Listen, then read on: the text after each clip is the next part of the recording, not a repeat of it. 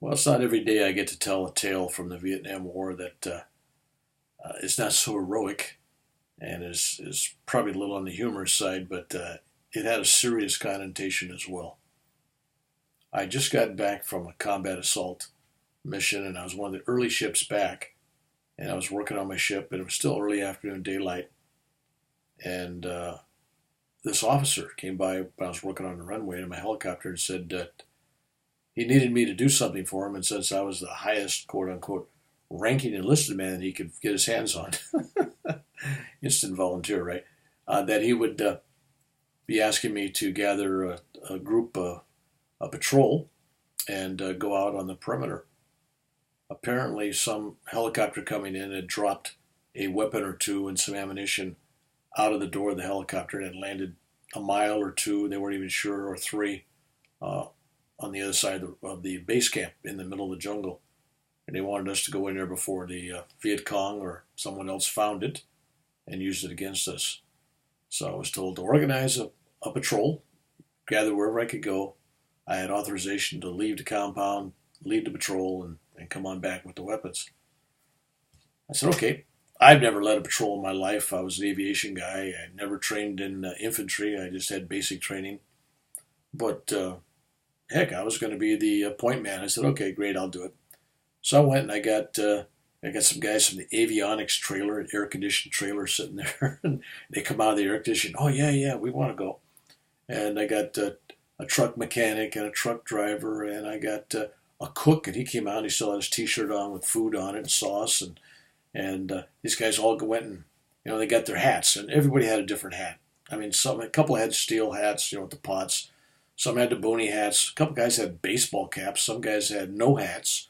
Um, some had no shirts on, and one guy had cutoffs. It was like, what?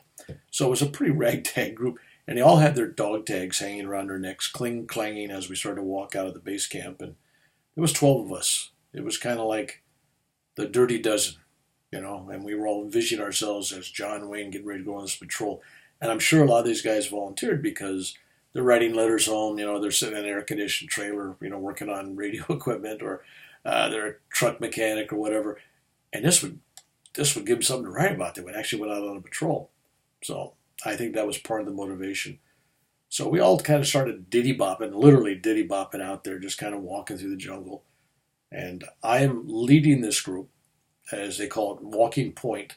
Now, the guy walking point has a couple jobs. One, to look for tripwires, booby traps, landmines, the enemy, and you're supposed to give warning to the rest of the guys or get killed, I guess is the other option. If you don't warn them, they'll be warned when you get killed. So the point man is the first to be killed or the first to warn or whatever. And I had no clue what I was doing. And I'm just walking through, finding the easiest paths I could to go through. I didn't know any better. So we're walking and walking, and we don't know how far we're walking or how long we're walking, but it kind of felt like, oh, this must be close to a couple hours. We must be close to a couple miles if we're walking a couple miles an hour. And we're walking faster than that, then we're really out there.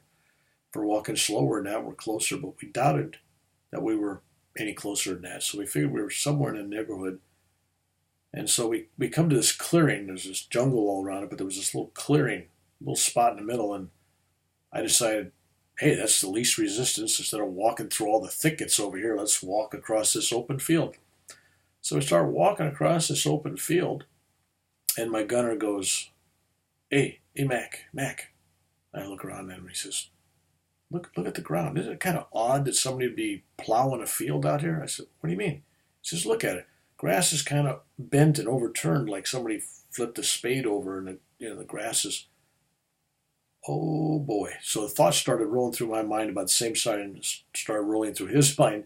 And we froze, and then everybody froze. We realized that I, the point man, with my brilliant navigation skills and trailblazing ability, had actually walked the whole group of us into the middle of a minefield. And so we froze there. And I didn't have to tell anybody that we had to get out of there because already everybody was trying to figure out what to do. So what we did was we turned around slowly and step by step, inch by inch, we followed in the footsteps of the person ahead of us. And it just took mere seconds, 15, 20 seconds to get in the middle of this field, and it took us 20 minutes to get out, probably. But we were all sweating like crazy, and we were all walking so slow and so careful. And the joy and the rambunctious nature of the group had kind of changed from party time to very serious time as we transversed back across our own path and got back into the jungle itself, where I decided that perhaps we've done enough and we're only going to endanger ourselves and each other. And we sat down and we waited it out and figured, okay, now let's walk on back. Now, we didn't take a radio with us. All we have is a red smoke grenade in case we ran into the enemy. We were going to pop that, but I don't know who'd see it or come for us because we didn't have a radio. And so we walked back into the camp and up through the barbed wire and came in there, and the officer came up to me and asked me if I found it, and I said, nope, we didn't find it, which was true. No, we didn't find it. And he didn't ask any questions. So I didn't volunteer anything other than, okay.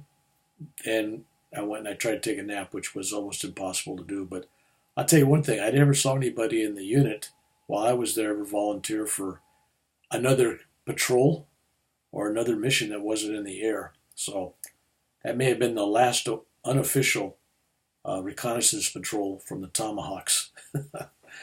Anyway, I'm here alive. I got all my body parts, and I'm grateful for my door gunner. I can't remember his name or anything, but for pointing out to me what should have been obvious to me in the first place. But anyway, that was my patrol. That was me walking point. That's my story, and I'm sticking by it.